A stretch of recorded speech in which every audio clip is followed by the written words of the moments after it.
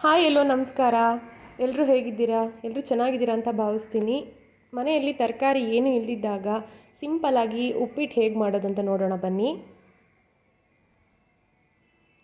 ಮೊದಲಿಗೆ ರವೆಗೆ ಒಂದೆರಡು ಸ್ಪೂನು ಎಣ್ಣೆ ಅಥವಾ ತುಪ್ಪ ಹಾಕಿ ನಿಧಾನ ಉರಿಯಲ್ಲಿ ಚೆನ್ನಾಗಿ ಹುರ್ಕೊಳ್ಳೋದು.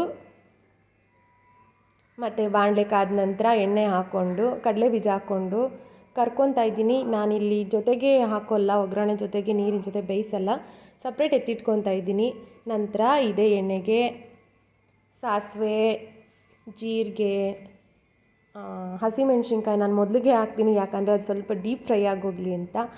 ಕೊತ್ತಂಬರಿ ಸೊಪ್ಪು, ಈರುಳ್ಳಿ, ಶುಂಠಿನ ತುರಿದಿಟ್ಕೊಂಡಿರೋದನ್ನೆಲ್ಲ ಹಾಕಿ ಚೆನ್ನಾಗಿ ಬಾಡಿಸ್ಕೊಳ್ಳೋದು. ಇದಕ್ಕೆ ಟೊಮೊಟೊ ಹಾಕ್ತಾ ಇದ್ದೀನಿ. ಇದು ಚೆನ್ನಾಗಿ ಬಾಡಿದ ನಂತರ ಸ್ವಲ್ಪ ಉಪ್ಪು ಹಾಕ್ಕೊಂಡು ಒಗ್ಗರಣೆಯಲ್ಲೇ ಇದೆಲ್ಲ ಬೆಂದೋಗಬೇಕು.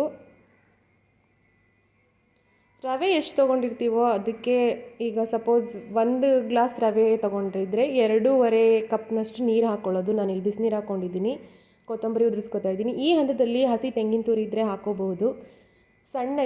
ಸಣ್ಣ ಉರಿಯಲ್ಲಿ ಹುರಿದಿಟ್ಕೊಂಡಂಥ ರವೆನ ನಿಧಾನವಾಗಿ ತಿರುತ್ತಾ ಹಾಕ್ಕೊಳ್ಳೋದು. 1 ರೌಂಡ್ ತಿರುವಿಬಿಟ್ಟು ಮುಚ್ಚಳ ಮುಚ್ಚಿಡೋದು. ನಂತರ ಇನ್ನೊಂದು ಸಲ ತಿರುವಿ ಮತ್ತು ಮುಚ್ಚಳ ಮುಚ್ಚಿಟ್ಟು ಸ್ಟವ್ ಆಫ್ ಮಾಡಿದ್ರೆ ಉಪ್ಪಿಟ್ಟು ರೆಡಿ ಆಗುತ್ತೆ.